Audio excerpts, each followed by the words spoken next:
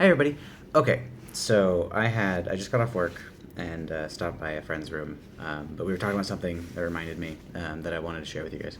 So, there are a ton of people in this city. It's I think the estimate was about like 20 million or something. It's a massive amount, and they don't even do like a proper census. It's really just an estimate.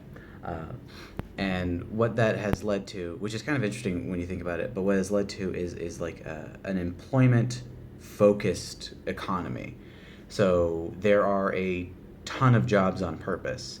But that's a little bit of this. That's the most culture shocking thing that I've experienced. And let me go through this. So the day we arrived on Monday, we flew in. It was like 5:30 a.m. And the wife of one of the developers we're relieving was visiting. So she visited for like his last week. And during the day, she had been super bored. So when we arrived on Monday, she was so glad to see us. She was like, "Oh, thank God." And I had met her name's Katie. I had met Katie before, and she's super super cool. So we were hanging out with her, and I went scarf shopping with her like 3 times. But the last time, she had been tipped off like, "Oh, you should go here for the people you don't like as much," because the scarves are nice and they're decorative, but they're not maybe as high quality of fabric at this one location. So let me go through this to explain this employment focused uh, economy. So you walk in the store, and there's like 3 people just handing out like little store pamphlets that are kind of in English, but not exactly. It's actually kind of impressive how many people speak English here. Most people I've run into speak a level of English.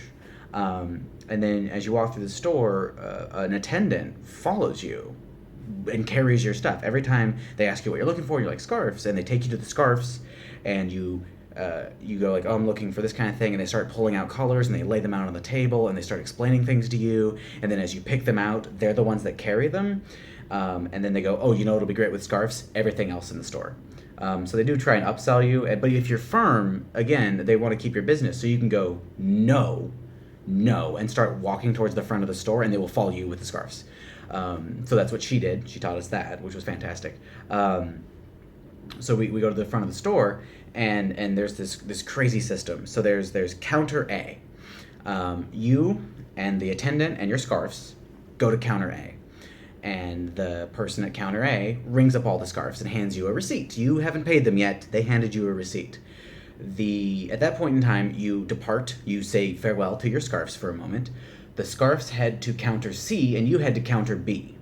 So you're finished at counter A, they've rung you up, you head to counter B, you show them the receipt, they put it into another machine, you pay them, they provide you with change, and then they point you to counter C, and then you head to counter C. By the time you arrive there, your scarves are folded nice and neatly, and they're all packed away in a cool like store special bag that like shows off like, "Yeah, I was here and I bought scarves." And everything is very nice, and everyone's super polite to you, and there's you walk into a store and you're the only person there, and there's 30 employees, and that's a little bit of an exaggeration, but if you walk into a department store, let's say,